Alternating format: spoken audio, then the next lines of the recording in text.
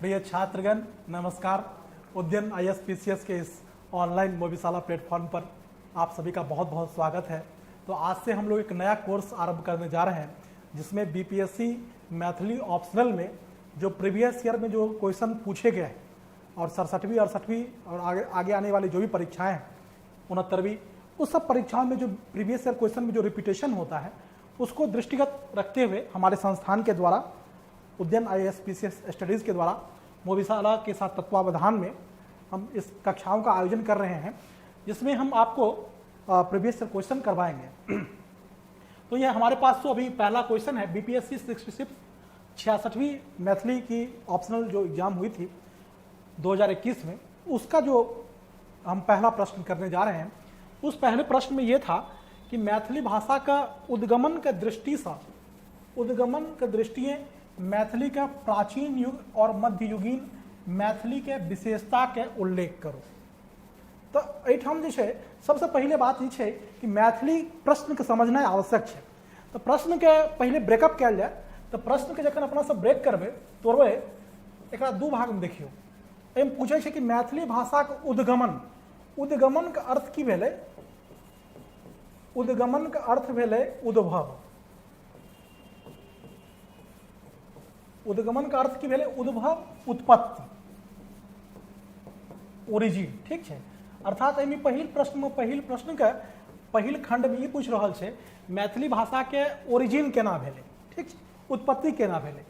और दोसर खंड में ई पूछ रहल छै कि मैथिली के प्राचीन युग और मध्ययुगीन, अर्थात एकर दोसर खंड छै प्राचीन और मध्ययुगीन, ओकर मैथिली के भाषा के विशेषता लिखू। मतलब प्रश्न के दू खंड में बांटल गेलै है जे एकरा अगर संक्षेप में कहल जाए तो मैथिली भाषा के उद्भव और विकास, जे पहिल टॉपिक है अपन सिलेबस में मैथिली भाषा के उद्भव उत्पत्ति, वह बात पूछ रहल है। लेकिन ओकरा छै से मतलब अलग अलग शब्द में यह साहित्य भाषा के खूबसूरती हो कि वह टॉपिक को अलग अलग प्रकार से अलग अलग भाषा में पूछे। तो एहिठाम ई पूछल गेलै है कि मैथिली भाषा के उद्गमन के दृष्टि से मैथिली के प्राचीन युग और मध्ययुगीन मैथिली के विशेषता बताओ। एकरा प्रश्न के दू खंड में बांटबै। पहले मैथिली भाषा के उद्गम भाषा विज्ञान के दृष्टिकोण से कोन प्रकार से भेलै हन ई बतायल जेतै। आ दोसर खंड में जे अपना सब एकर प्राचीन युग और मध्ययुगीन जे छै मैथिली भाषा के कोन प्रकार से विशेषता छै, की भाषा के विशेषता छै, एकर बारे में अपना सब अध्ययन करबै। ठीक छै। तो एहिमे जे देखियौ एहिमे सबसे पहले तऽ ई छै कि मैथिली के उत्पत्ति केना भेलैया। ई जे छै मूल कक्षा में हमर जे भेलै हन ओहि मैथिली के जे मूल कक्षा छै ओहि सब बारे में पूरा डिटेल्स में पढ़ा चुकल छियै। ई सिर्फ प्रीवियस ईयर क्वेश्चन छै, ताहि दुआरे एहिठाम एकरा हम वही कम सीमित राखबै। तो एहिठाम छै से उद्गम बारे में पूछ रहल छै। तो मैथिली भाषा के उत्पत्ति हम अहाँ सब बतेने छलहुँ कि मैथिली भाषा के उत्पत्ति जे छै भारोपीय भाषा परिवार से भेलैया। भारोपीय भाषा परिवार से मैथिली के उत्पत्ति भेलै हन। और हम यहाँ के बतेने छलहुँ कि जब भाषा के जो वर्गीकरण कयल जाइ छै ओहिमे भाषा के आकृति मूलक आ परिवार मूलक दूटा वर्गीकरण होइ छै। जाहिमे आकृति मूलक वर्गीकरण होइ छै ओहिमे शब्द संरचना के आधार पर जो धातु उपसर्ग प्रत्यय एहि सबमे कोन प्रकार के संबंध छै ओकर अध्ययन कयल जाइ छै। और एहिमे एकरा योगात्मक और अयोगात्मक, ठीक छै, ई जो वर्गीकरण छै एहिमे होइ छै। तो पारिवारिक मूलक वर्गीकरण में की होइ छै कि प्रजातीय एकता के स्थापना होइ छै। और एहिमे शब्द संरचना के साथ साथ जे शब्द के अलावा ध्वनि, अर्थ, व्याकरण और भौगोलिक निकटता, जो कोन कोन भाषा में व्याकरण में समानता छै, कोन भाषा एक दोसर के नजदीक छै, एहि सब के आधार पर जे छै से पारिवारिक मूलक वर्गीकरण कयल जाइ छै। तो जो यूनेस्को के एकटा रिपोर्ट छै ओहि के अनुसार विश्व में लगभग 6,000 से अधिक भाषा परिवार छै। ठीक है। यही पारिवारिक मूलक वर्गीकरण में जो सबसे महत्वपूर्ण वर्गीकरण है, सबसे महत्वपूर्ण भाषा परिवार है वो है भारोपीय भाषा परिवार। यही भारोपीय भाषा परिवार के बादक समय में वॉनब्रेड नाम के एकटा विद्वान भेल छलखिन, महत्वपूर्ण भाषा वैज्ञानिक रहथिन, जे दू भाग में क्लासिफाई केलखिन, केंटुम और सटम। ठीक है। ई जे छै से दू भागमे बाँटलखिन रहै। तऽ एहिमे केन्टुन समूह जे छलै ई मुख्य रूपसँ यूरोपके जे भाषा सब छलै, जाहिमे आबै छै केल्टिक भाषा जे छै से ब्रिटेन, आयरलैंड, स्कॉटलैंड एहि सब क्षेत्रमे बाजल जाइ छै। एकर अलावा ट्यूटेनिक जकरा लैटिन सेहो कहै छै, इटैलिक, हेलेनिक, तोखारियन, एलारियन ई सब भाषा छै। ई सब भाषा केन्टुन समूह आबै छै जे यूरोपके भाषा छै। और दोसर छै सतम भाषा परिवार जे छै, एहिके अंतर्गत भारोपीय भाषा, भारतीय आर्य भाषा। सतम समूहके अंतर्गत भारतीय आर्य भाषा आबै छै, ठीक छै। ईरानी आर्य भाषा आबै छै,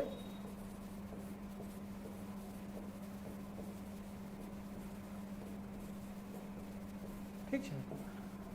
ई सब ई दूटा जे छै से महत्वपूर्ण भाषा परिवार छै। एही भारतीय आर्य भाषा भारोपीय भाषा परिवार के अंतर्गत जो सतम शाखा छै, एहि सतम शाखा के अंतर्गत जो भारतीय आर्य भाषा छै, एकर मूल भाषा छै संस्कृत छलै। एही संस्कृत से विकासबद्ध तरीका से आगू के चरण में मैथिली के उत्पत्ति भेलैए। यह प्रश्न के पहिल खंड में यह देखबे के छै कि सतम शाखा से संस्कृत होइत मैथिली के केना जे छै से ओरिजिन भेलै है, ठीक छै।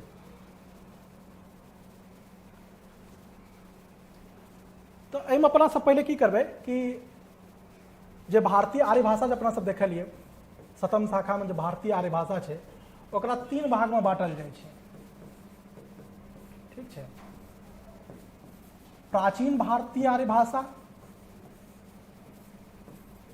मध्यकालीन भारतीय आर्य भाषा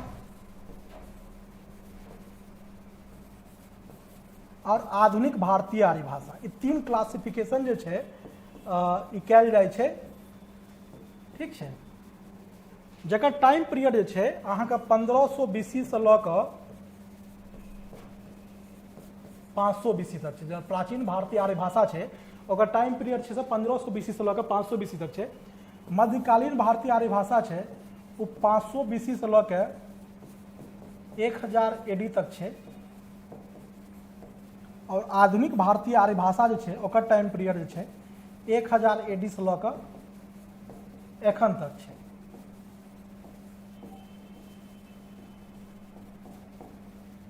एक 1000 AD से लऽ कऽ एखन तक छै, ठीक छै। ई जे छै से एकटा विकासक यात्रा रहलै भारतीय आर्य भाषाके। एहि प्राचीन भारतीय आर्य भाषा जे 1500 BC से 500 BC तक छै,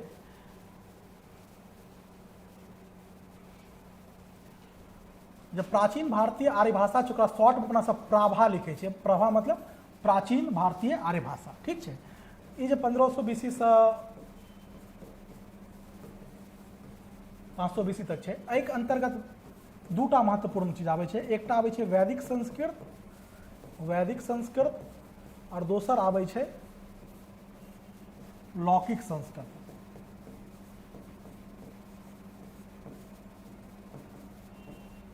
वैदिक संस्कृत आ लौकिक संस्कृत। तो जो वैदिक संस्कृत छै ई की छै कि एही में वेद लिखल गेल छै, जकरा ऋग्वेद अपना सब कहै छै। जब मूल वेद छै ऋग्वेद, वो की छै वैदिक संस्कृत में लिखल गेल छै। आ एकरा छांदस सेहो कहल जाइ छै। छांदस कियाकि ये पूरा जे छै से छंदबद्ध छै। ये पूरा की छै छंदबद्ध छै, तो एकरा छांदसो सेहो कहल जाइ छै, ठीक छै। तो वैदिक संस्कृत छै। तो बाद में की भेलै कि 500 BC के आसपास आबैत 500 BC के आसपास आबैत पाणिनि नाम के एकटा बहुत बड़का विद्वान भेल छलखिन। वो जे छै से अष्टाध्यायी नामक एकटा व्याकरण लिखने रहथिन। अष्टाध्यायी व्याकरण के रचना केने रहथिन पाणिनि, ठीक छै। पाणिनि के द्वारा अष्टाध्यायी नाम के व्याकरण लिखल गेल छलै। तो एही व्याकरण में जे छै से जब व्याकरण लिखल गेलै तो भाषा जे छलै ओहिमे एकटा की भऽ गेलै बंधन आबि गेलै, बनि गेलै। व्याकरण मतलब की होइ छै? व्याकरण मतलब एकटा भाषाके बंधन होइ छै, एकटा ग्रामर छै, सिंटैक्स होइ छै भाषाके। तो जब वो भाषाके बांधि देलखिन तो ओकर आम जनके द्वारा, जे आम लोग छलै ओकरा द्वारा छै से वो अब भाषाके प्रयोग नहीं कयल जा सकै छै। कियाकि तो आम लोग मूर्ख छै, निरक्षर छै, किया नहीं व्याकरण की ओकरा नहीं पता छै, ग्रामर तो नहीं जानै छै, तो केना प्रयोग करतै। आ साथे ओहि टाइम में की होइत रहै कि आर्य सब जे छलै पश्चिम से लगातार पूरब के दिस जा रहल छलै। तऽ पूर्वी क्षेत्रमे जे जनजाति सबके भाषा छलै, जे अनारी भाषा छलै, ओहि अनारी भाषा से लौकिक संस्कृतके मिश्रण भेलै और जे आम जनके भाषामे मध्यकालीन भारतीय आर्य भाषाके शुरुआत भेलै। ठीक छै, जकर टाइम पीरियड 500 BC से 1000 AD के आसपास मानल जाइ छै। ठीक छै,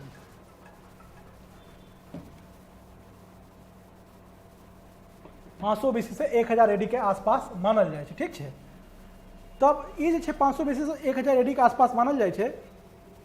तऽ ई जे हम अहाँके बतेलहुँ कि जे मध्यकालीन भारतीय आर्य भाषाके तौर पर शुरुआत भेलै, तऽ एहि मध्यकालीन भारतीय आर्य भाषामे अपने आपके प्राकृत और पाली दूटा महत्वपूर्ण भाषा आबै छै, प्राकृत और पाली। ठीक छै, ई जे प्राकृत और पाली जे भाषा छै, प्राकृत और पाली मध्यकालीन भारतीय आर्य भाषा के अपना सब अभी तक पढ़ि चुकल छियै। पहले की छलै से भारतीय आर्य भाषा एलै, ओहिके अंतर्गत छै से संस्कृत छलै, वैदिक संस्कृत से लौकिक संस्कृत के उत्पत्ति भेलैया। और लौकिक संस्कृत में जब पाणिनि व्याकरण लिख रहलखिन अष्टाध्यायी व्याकरण, और जो अनारी भाषा का जो संस्कृत के साथे संगम भेलै, तो ओहिठाम जे छै से मध्यकालीन भारतीय आर्य भाषा के रूप में प्राकृत और पाली के उत्पत्ति भेलै। ठीक छै, तो प्राकृत और पाली, तो पाली जे छै से बाद के समय में 1000 AD के आबैत सिकुड़ऽ लागलै, किएकि तऽ एकरा कोनो राजवंश के ओहन रूप से संरक्षण नहीं भेटलै जेना प्राकृत के भेटलै।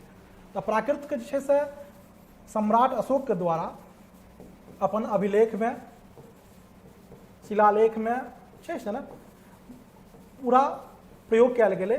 और चूँकि सम्राट अशोक के पूरे भारतवर्ष में एक बहुत ही विस्तृत भूभाग पर शासन छलै, तो पूरा उत्तरी भारत में लगभग पूरा उत्तरी भारत और नीचा महाराष्ट्र तक, ठीक छै, एकर छै से प्रसार भेलै प्राकृत के। तो एहि प्राकृत के जब प्रसार भेलै, ओकरा एकटा मानियो सिस्टमेटिक तरीका से एकटा मैप देखल जाए। ठीक छै, एहि मैप में देखबै तऽ एकरा प्राकृत के जेना मगध के जे इलाका छै, ठीक छै, तो मागधी प्राकृत मगध के क्षेत्र में, जे बिहार के जो मगध इलाका छै, ओहिठाम मागधी प्राकृत के उत्पत्ति भेलै। और यूपी में जो मथुरा के क्षेत्र छै, ओहिठाम सौरसेनी प्राकृत के उत्पत्ति भेलै, सौरसेनी प्राकृत के। ठीक छै, और ये सौरसेनी और मागधी प्राकृत के बीच में, ठीक छै, अर्ध मागधी प्राकृत के उत्पत्ति भेलै, अर्ध मागधी प्राकृत के उत्पत्ति भेलै, अर्ध मागधी प्राकृत के उत्पत्ति भेलै। ठीक छै, और नीचा में महाराष्ट्र के इलाका में महाराष्ट्रीय प्राकृत के उत्पत्ति भेलै। और भारत के पश्चिमी सीमा पर अफगानिस्तान और इम्हर जो पंजाब सबके इलाका छै, एहिठाम जे छै पैसाची प्राकृत के उत्पत्ति भेलैया, पैसाची प्राकृत के उत्पत्ति भेलै। ठीक छै, तो ई जे छै से मध्यकालीन भारतीय आर्य भाषा में प्राकृत के उत्पत्ति भेलै हन। ओकर बाद की भेलै कि नवीन भारतीय आर्य भाषा के शुरुआत होइ छै 1000 AD के आसपास। 1000 AD के आसपास आबैत की भेलै कि जेना समय बीतै छै, तो भाषा में परिवर्तनशीलता के गुण होइ छै, तो भाषा में लगातार बदलाव होइ छै। 1000 AD के आसपास आबैत आबैत प्राकृत जे छै ओकर स्वरूप में बदलाव होइत होइत अपभ्रंशक स्वरूप लिअ लागलै।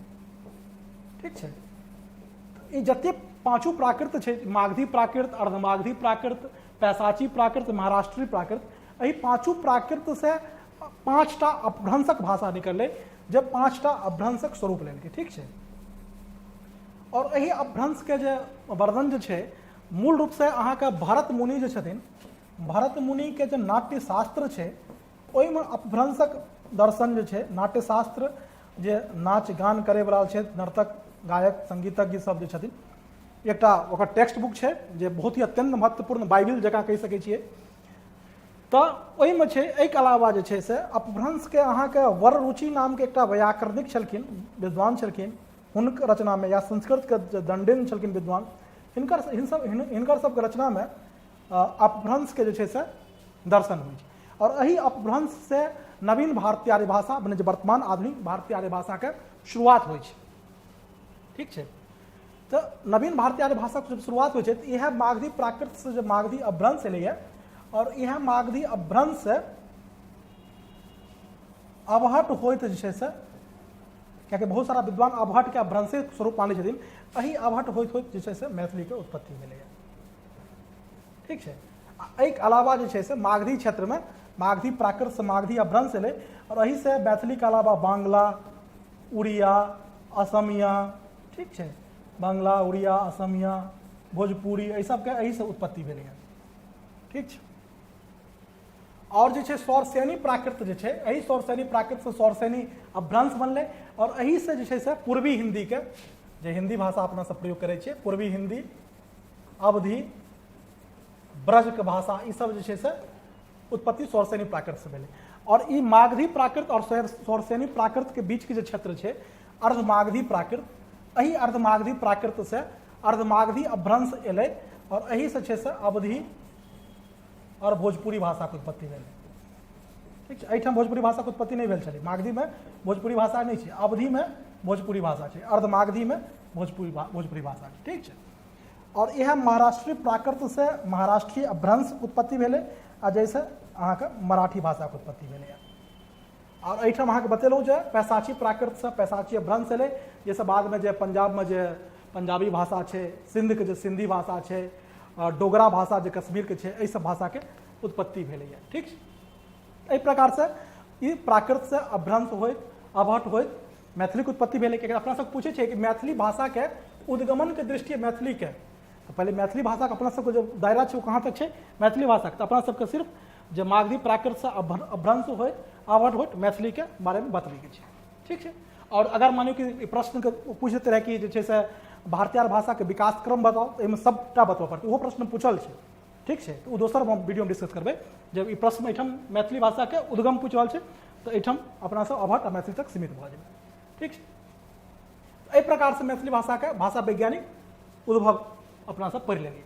आब वीडियो के दोसर भाग में कहै छै कि प्राचीन युगीन और मध्ययुगीन मैथिली के उत्पत्ति बताओ। ठीक छै। मतलब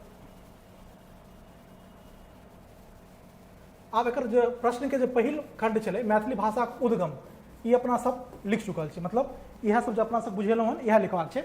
अब दोसर प्रश्न में छै कि प्राचीन युगीन एवं मध्ययुगीन मैथिली के बारे में बताओ। तो अब ई जे छै से मैथिली भाषा के विकास क्रम पर प्रश्न छै, मैथिली भाषा के विकास केना भेलैए, मैथिली भाषा के जो विकास क्रम छै वो कोन प्रकार से भेलै हन।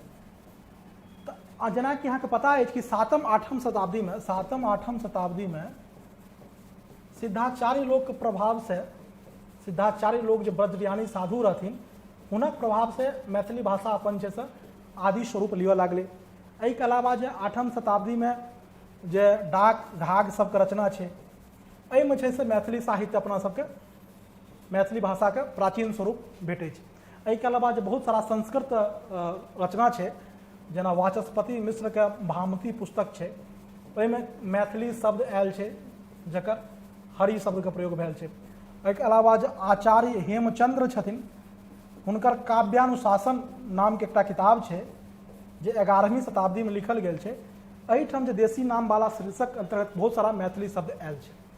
एहि प्रकार से देखै छी कि मैथिली भाषा के आदि स्वरूप सब अपना सबके भेटै छै। लेकिन जे छै मैथिली भाषा के जो प्राचीन युगीन छै, प्राचीन युगीन मैथिली जो छै से ई सब तो प्राचीने काल में आबै छै।